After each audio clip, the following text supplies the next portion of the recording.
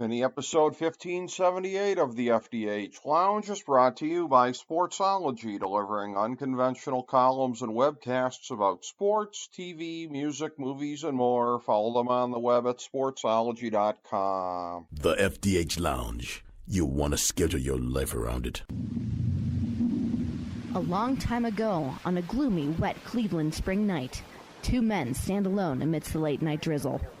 Their voices echo across the vacant station parking lot as they debate the merits of the great American radio show that have been missing for far too long. On that night, an idea was born. That idea became the FDH Lounge.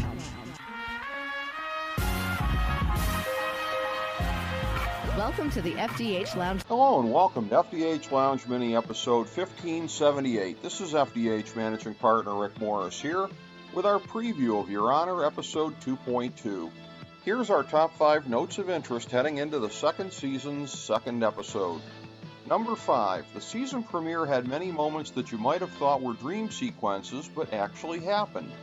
At the outset, it looked like Michael was headed for lethal injection, but was just getting his forced nutrition. And later on, he was at the prison rodeo, which a Google search quickly confirmed was somehow actually a real thing.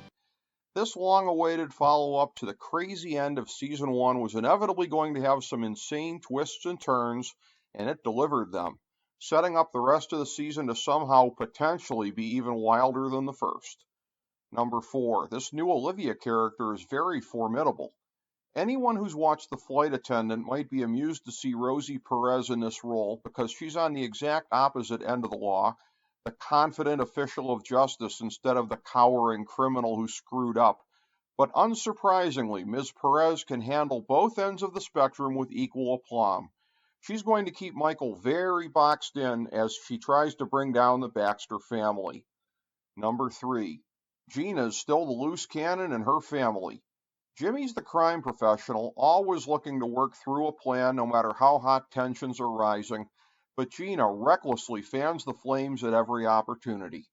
We've already seen from the previews for next week how she will be resistant to Michael entering their lives because she knows what he doesn't yet know, the true legacy of Fia and Adam's fling. Will her resistance turn to violence?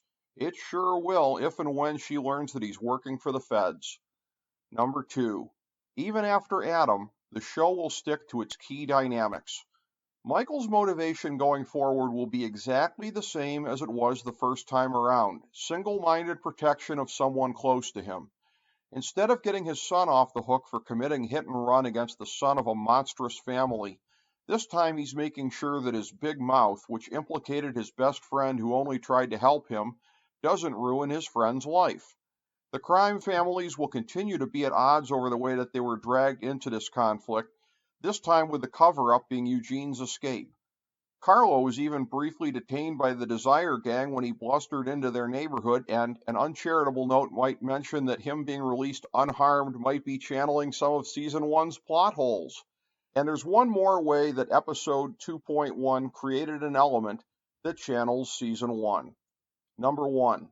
Wait, what? Fia's got a kid? This is such an incredible twist.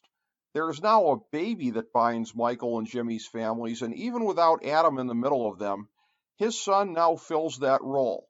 It didn't seem possible that Season 2 could echo so many of the dynamics that worked in Season 1, but we're off to a tremendous start. If the storytelling is tighter, and truth be told, most of the holes revolved around Adam in the first season anyway, then this could be on its way to becoming a truly great season of television.